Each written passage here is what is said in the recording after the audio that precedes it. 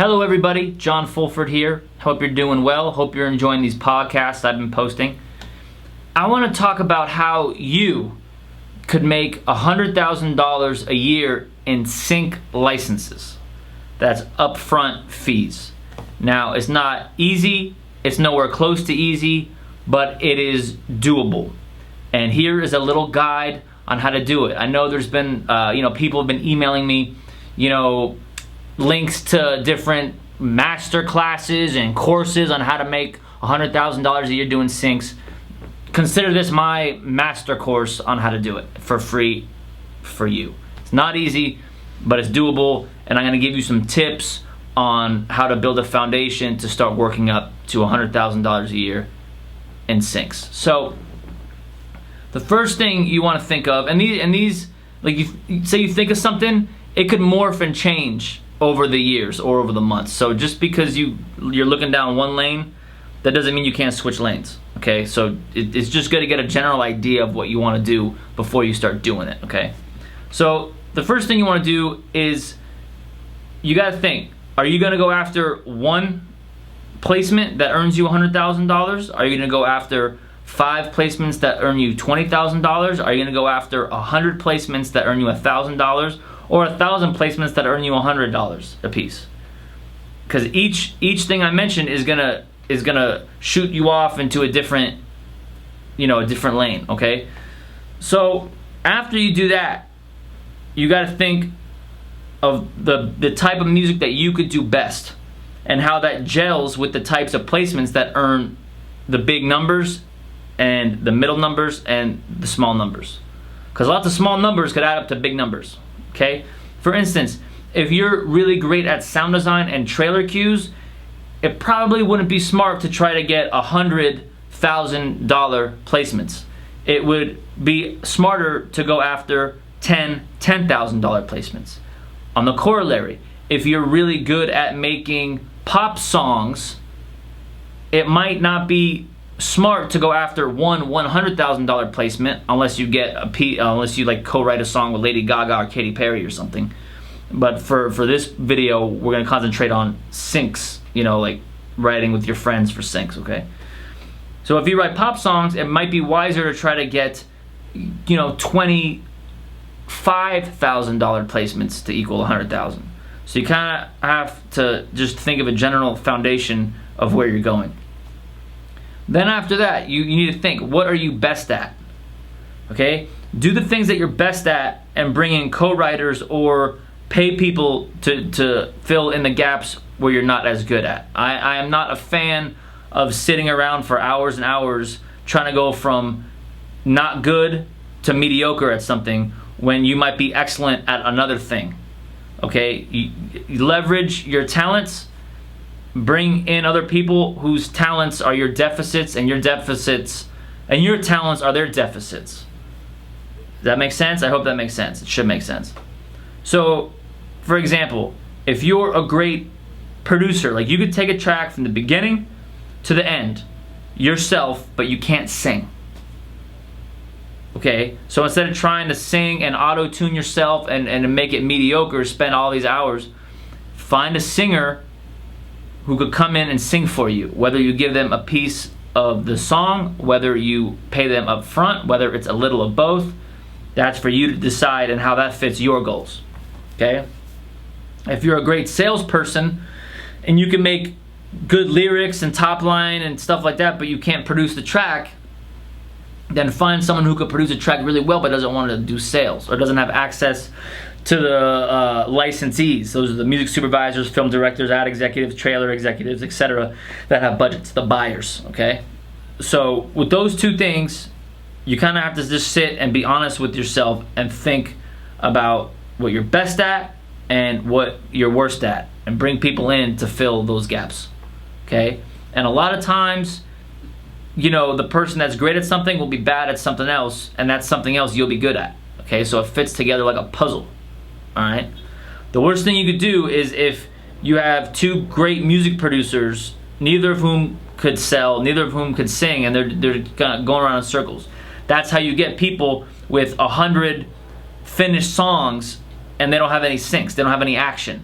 and they're going around co-writing with all these people, they just get a lot of music that sounds the same. They don't get any syncs. They're always one thing away from the pot of gold. Oh yeah, there's this guy I know in whatever country overseas. He's A&Ring for this singer-songwriter, and he says we could get a placement on the album. And then a year later, it's pick another country, pick another artist. A year later, pick another country, pick another artist, and it never goes anywhere. Okay? That's because the person doing the production and the writing, that team doesn't have anyone in the team whose main job it is to land cuts and land placements. See what I'm saying? So yeah, just also, if you have people that are great at sales, they follow up, they contact everybody, but the music isn't good, or the music is good and the singer's bad, it's not going to happen. So you need to have everyone that you bring in to work with you has to be the best at what they do. Okay? So now this is what you've been waiting for, how to actually get the syncs. So let's say, for instance, you make rock music. Okay? So you have these rock songs. What artists now that are charting and that are like in the zeitgeist of pop culture, do your songs sound like? Let's say, for instance, your songs sound like the White Stripes. Just an example. Just the first band I thought of, okay? White Stripes. So you look up all the different music placements that White Stripes have had over the years. In TV shows, films, ads, all that stuff. Mainly it's going to be TV, because TV always needs new music on a daily basis. There's so many shows. Ads you could get into, but they might use a White Stripes song for the ad instead of yours. TV, it's a little bit easier to get into. So let's just say you look up all the TV placements that White Stripes got over the years. Okay, you look at those shows. Say there's a show called, I don't know, I don't want to use a real show example. Let's just say Pacific Blue, that old bike cop show with cops on bicycles. So let's say Pacific Blue has used 3 White Stripes songs in 2 seasons of the show. Okay, cool, great, Pacific Blue. That's a lead. You watch the show.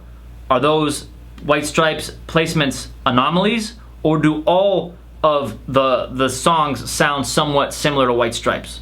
Like, in other words, if you do rap music and you watch a show, do they use a lot of rap music, or is that one rap music placement a fluke, like when the detectives go to the nightclub and there just happens to be a rap song? You want shows that use a lot of music similar to yours. Okay? So then you could go on websites like tunefind.com and you could see a lot of the songs that these shows are using. Okay? So go to Pacific Blue. This is just an example. The Pacific Blue's canceled a long time ago, or it stopped going. I'm just using that as an example.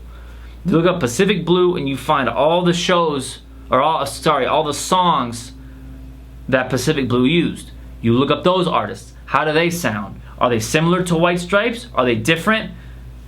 Most likely they'll each have a unique vibe but still fit in a very large box genre-wise of music. That's your lead. So you make 10 to 20 songs that sound like they could fit on a playlist with those artists. That's the vibe. You don't want them to sound exactly the same. You don't want them to be in the same key, in the same BPM. You don't want them to be rip-offs.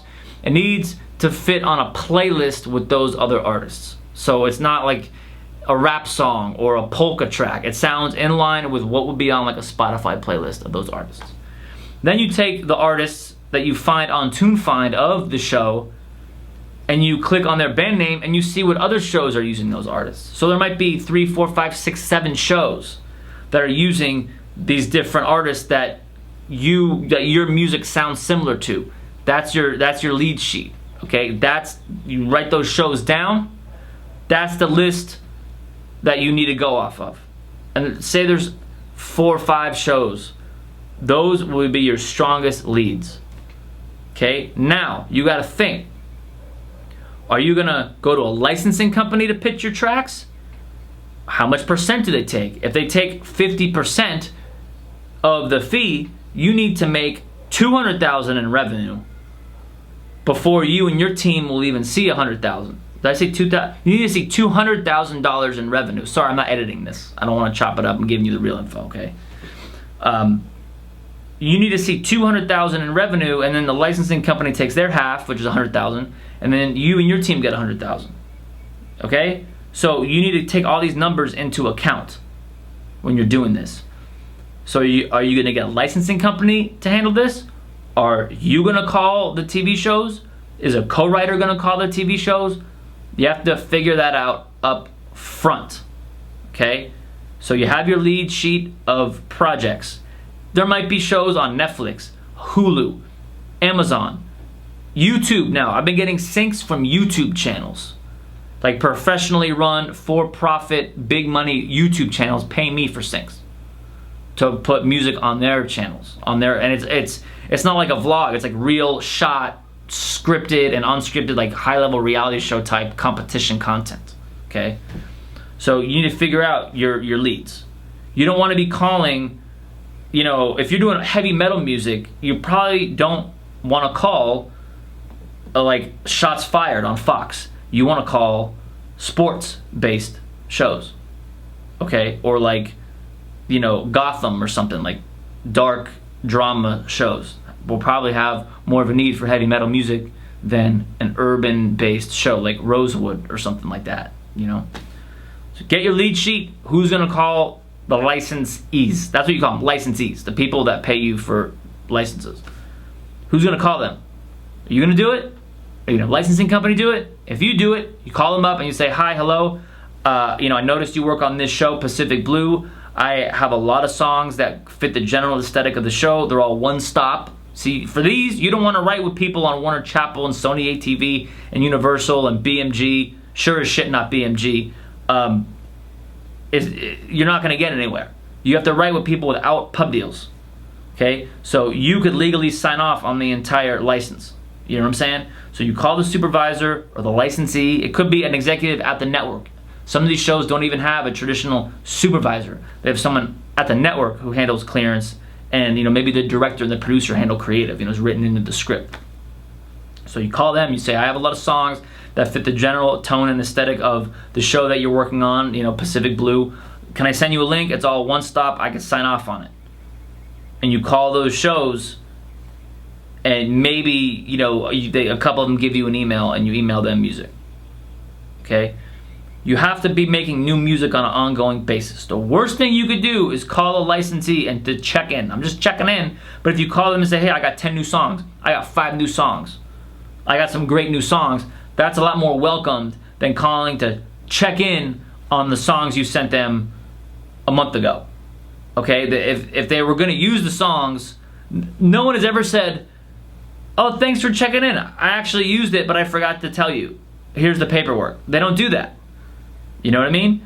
Now, you could call them if you have new genres or there's any new shows that you could make new styles of music for, but you don't want to call and follow up about a link you sent. And all of you should be using Box.com, which gives you download tracking built in, so you know if they downloaded it or didn't download the link. Okay? Just by you not checking in, by not using that term, checking in, it's going to put you above your competition, especially if you're first starting out. You know what I mean? So you got to build the catalog. Every month you need new music. I'm not saying it's easy.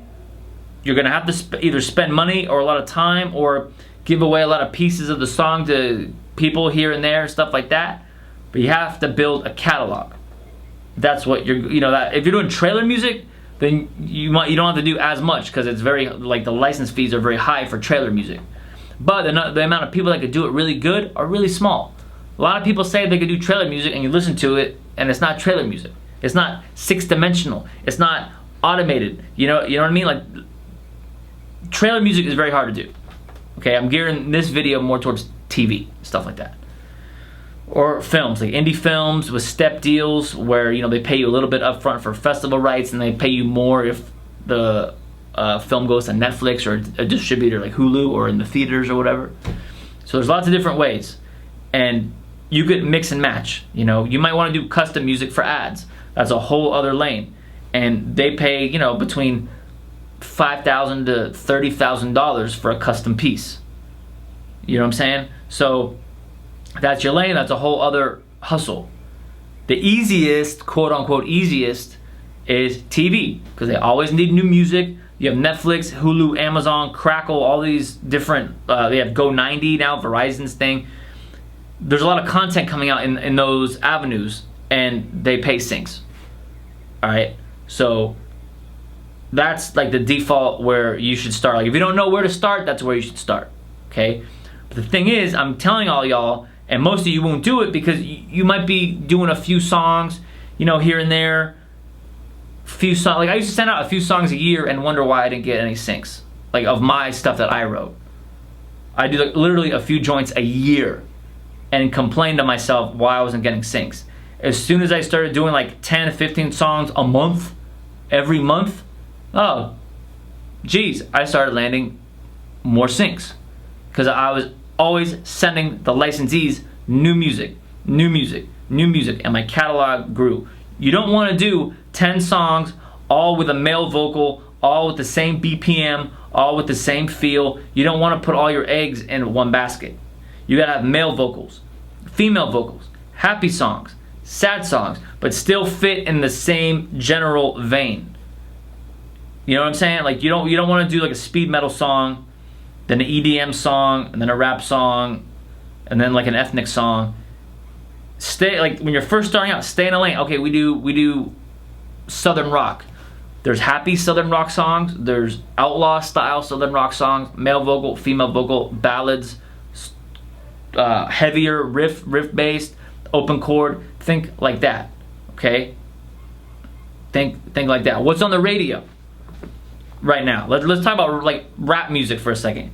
What's on the radio right now? Designer, Future, Drake, The Weeknd, Migos. So do some songs in that lane. Don't rip them off, but maybe you do a song in the same BPM as the hit song on the radio, and the same, you know, if it's minor or major, that kind of thing. Okay, the same vein. And then also, what's the opposite of that? Because for every, you know, slow Toronto style track, there's going to be a music supervisor that needs a 90s upbeat Coolio sounding track. That's the opposite of what's hot right now. Okay, so then you do the polar opposite. Let's do a hot, upbeat, party style song. Okay, and you do both. And you put both out at the same time in like a link in an album, and just keep sending every single month. And yes, you need momentum. Yes, every song has to be great. Yes, it all has to be one stop. It has to be so clearable that you could be at Costco, and this happens, and you get a call from the music supervisor when they're on the mix stage, and they say, hey, we have to swap out a song because it didn't clear. Can you clear the song literally right now? Oh, absolutely. Approved. Well, wait, what's the price? Okay, yeah, approved. And then you have to hang up, and then on your email, on your smartphone, email the music supervisor, approved for whatever price. And then the next business day, you do all the formal paperwork. You need to have legal permission to do that. You can't say, oh, hold on, let me call my friend. That ain't gonna work. Okay? You have to have legal permission in writing to sign off on these songs. That's why you shouldn't be using writers with publishing deals for these songs. Yes, it's good to write with everybody. You know, if your friend has a deal with a major publisher, or really any publisher, write some more songs with them for something else, and ask their publisher to pitch them too. But in 11 years of living in Los Angeles, no co-writer's publisher has ever landed me a placement ever. One, I think, is about to lock, so this will change. This is June, I think this is the 4th. Today's June 4th, 2017. In a couple weeks, it might be different, but in 11 years, I've landed every sync myself. No co-writer's publisher has ever landed it for me. I'm not talking about songs that I sell to music libraries or anything like that, or artist stuff. I'm talking about songs that I make specifically for sync. Okay, so just if your co-writer says, oh, the sync department of my publisher is great, they don't care about you. They'd rather pitch something that they own 100% of instead of just owning half of or a piece of. All right, and once you realize that, and once I realized that, it was a lot, I wasn't so upset with other publishers. You know what I mean? They don't care about you. They don't care about me until we sign a publishing deal to their company, and they probably don't even care about us then, unless we're the top writer, okay? Especially if you live in LA, you should be making your own moves. You know what I mean? Doing business and stuff like that.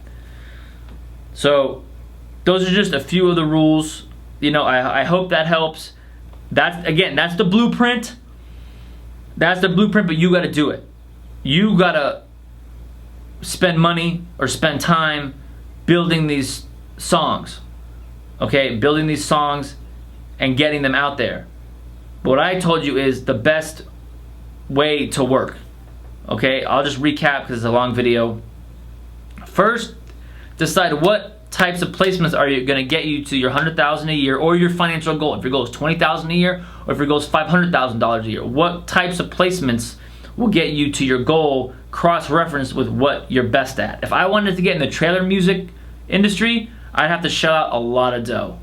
It probably would be worth it, but it's a lot of dough and a lot of work. I'd rather stick to what I'm best at and would be most lucrative in the creative sense for me.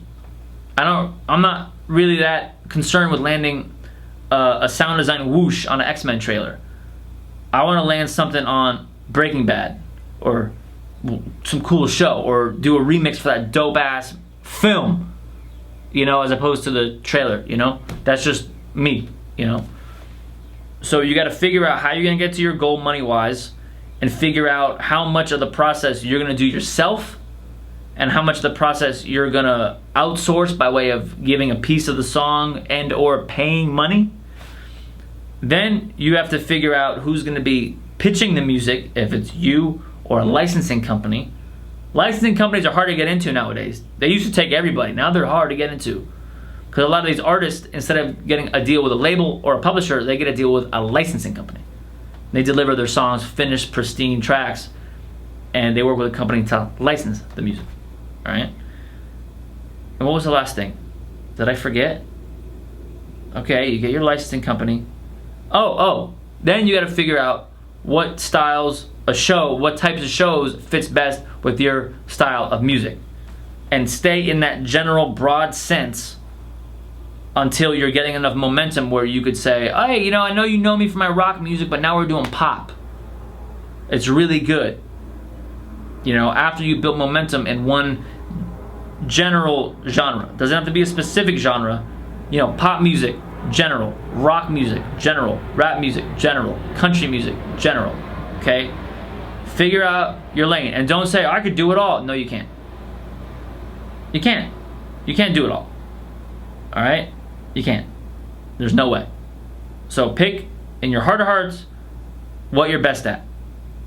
Alright? Everybody. Thanks for watching this video. If you made it to the end, thank you. I hope you're digging the podcast. Email me anytime, musiclicensingpodcast@gmail.com. Please subscribe. Tell your friends I'm here for you to help y'all. Keep writing, keep sending me links, and have a good rest of your day.